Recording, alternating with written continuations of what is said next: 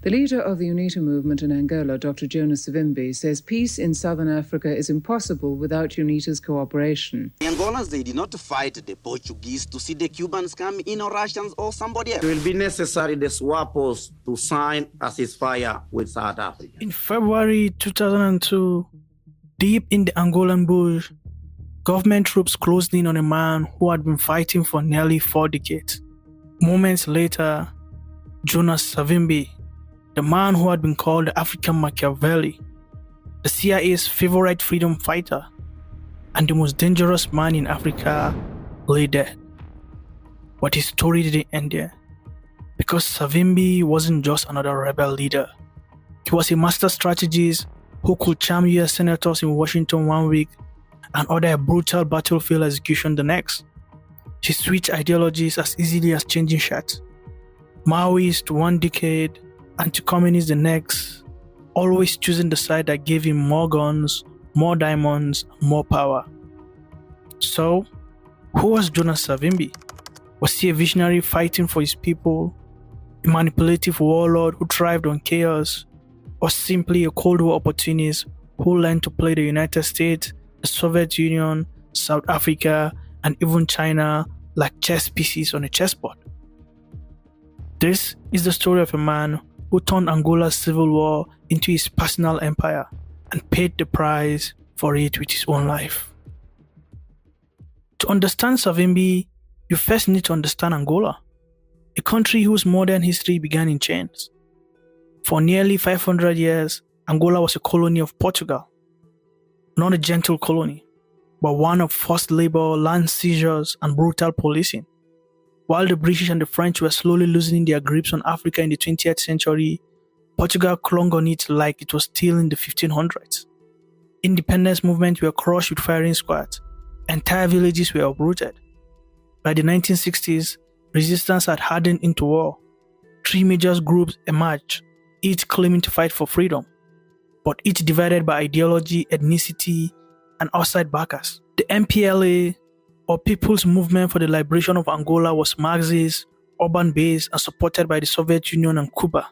The FNLA, or National Front for Liberation of Angola, was anti-communist and leaned heavily on US and Zairean support.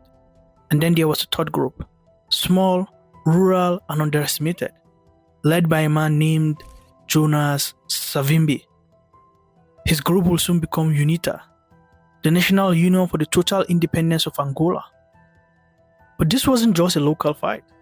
The Cold War was raging, and Angola, rich in oil and diamonds, became a chessboard for the world's superpower. The United States wanted to stop the spread of Soviet influence. The Soviets wanted another ally on the African coast. South Africa's apartheid regime wanted to crush any movement that might support black liberation. When Angola finally gained independence in 1975, it wasn't the end of the war. It was the beginning of one of the longest and most devastating civil wars in African history.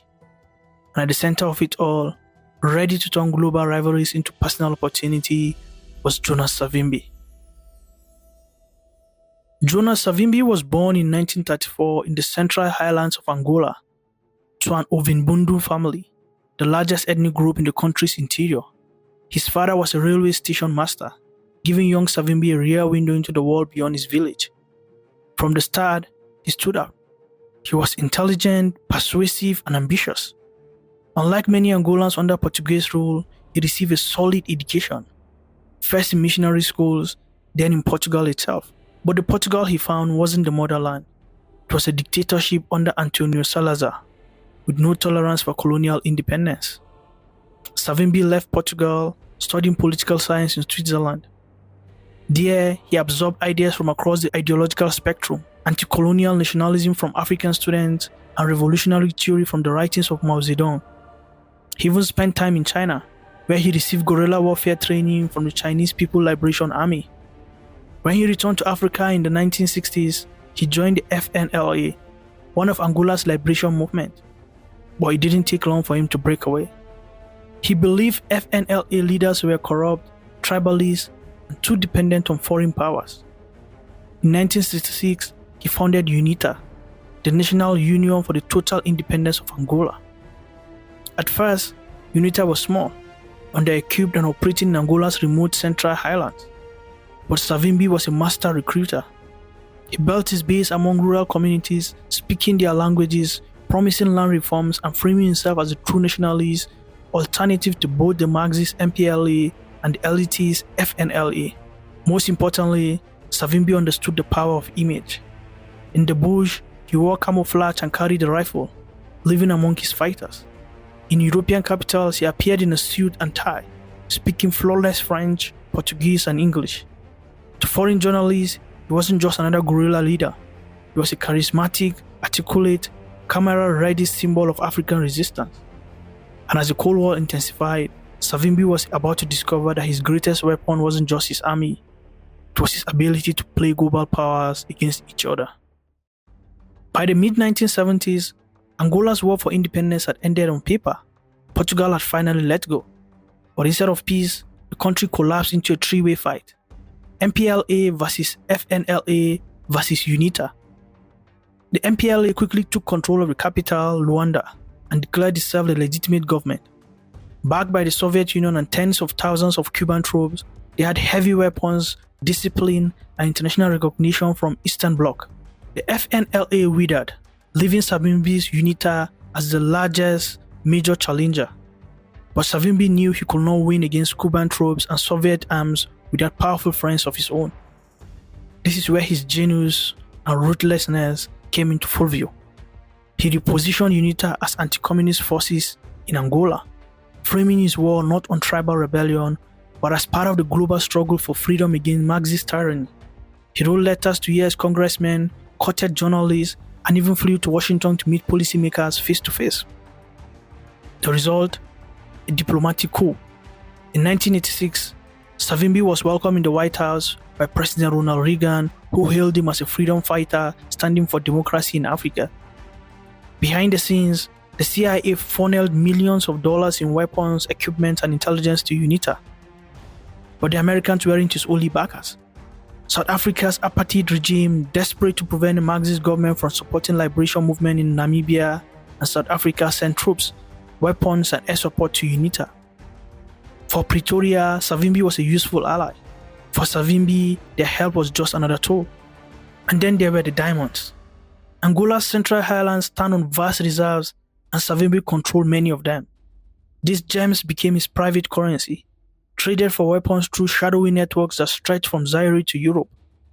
Even when the United Nations imposed sanctions, Savimbi's diamond-struggling empire kept the war going. By the late 1980s, Jonas Savimbi wasn't just a rebel leader. He was a Cold War celebrity, moving between the bush and international capitals with equal confidence. But the longer he played the game, the clearer it became that peace was bad for business, and war was his kingdom. In the West, Jonas Savimbi was a dashing guerrilla leader who stood up to communism. In Angola, the story was far darker. Reports from defectors, aid workers, and human rights groups painted a grim picture. Savimbi ruled UNITA-held territory with an iron fist. Opposition within the movement was not tolerated. Suspected rivals were executed, sometimes in public as a warning. Those accused of disloyalty could face trials that lasted minutes before they were shot. Child soldiers became a key part of his army. Families were forced to hand over their sons and sometimes daughters to fight. Villages that resisted UNITA recruitment were burned to the ground. Entire communities were displaced, not by enemy armies, but by the very rebels claiming to defend them. Then there was the diamond trade. While Savimbi told the world he was fighting for democracy, he was running one of the most lucrative smuggling operations in Africa.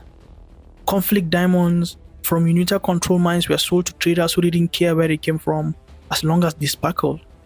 Those diamonds brought weapons, kept his army fed, and funded a lavish lifestyle for Savimbi and his inner circle, even as civilians in his territory starved. His military strategy was just as ruthless. When government forces advanced, he often scorched the earth behind him, destroying crops and infrastructure so the enemy couldn't use them, but also ensuring that civilians had nothing left. Hunger became a weapon of war to Jonas Savimbi. Internationally, cracks began to appear in his image. Journalists who visited UNITA territory sometimes came back with uncomfortable stories of fear, repression, and atrocities. Peace talks repeatedly collapsed, often because Savimbi refused to compromise. For him, war was not just a means to an end. It was the end. It was the source of his power, his wealth, and his global relevance. And as the Cold War wound down, the political winds that had carried Savimbi for so long were about to turn against him. The 1990s brought a new world order. For Jonas Savimbi, it was the beginning of the end. Cold War was over. The Soviet Union collapsed. The United States no longer needed to support African proxies to fight communism, especially ones with a growing reputation for brutality. South Africa's apartheid regime, once its staunch ally, was dismantling itself and seeking peace with its neighbors. International patience with Savimbi wore thin. The United Nations imposed sanctions targeting his diamond trade and cutting off his ability to buy weapons. His international charm campaign fell flat.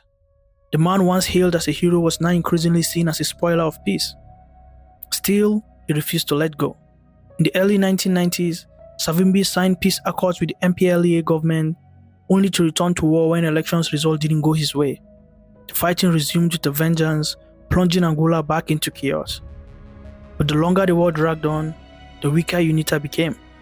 Government forces, flush with oil money, bought new weapons and hired foreign missionaries. Savimbi's diamond route came under attack. Defections within UNITA grew. Some of his most trusted commanders began cutting deals with the government. By the early 2000s, Savimbi was no longer the untouchable guerrilla commander. He was a hunted man, moving through the bush with a dwindling group of loyalists, constantly on the run. February 22, 2002, Angolan troops ambushed his convoy in the remote eastern province of Mexico. In the brief firefight that followed, Savimbi was shot 15 times. His body, once the symbol of defiance, was photographed and displayed to the world, proof that the warlord was finally gone. Within weeks, UNITA signed a ceasefire. The civil war that lasted 27 years, killed over 500,000 people, and displaced millions more, was over.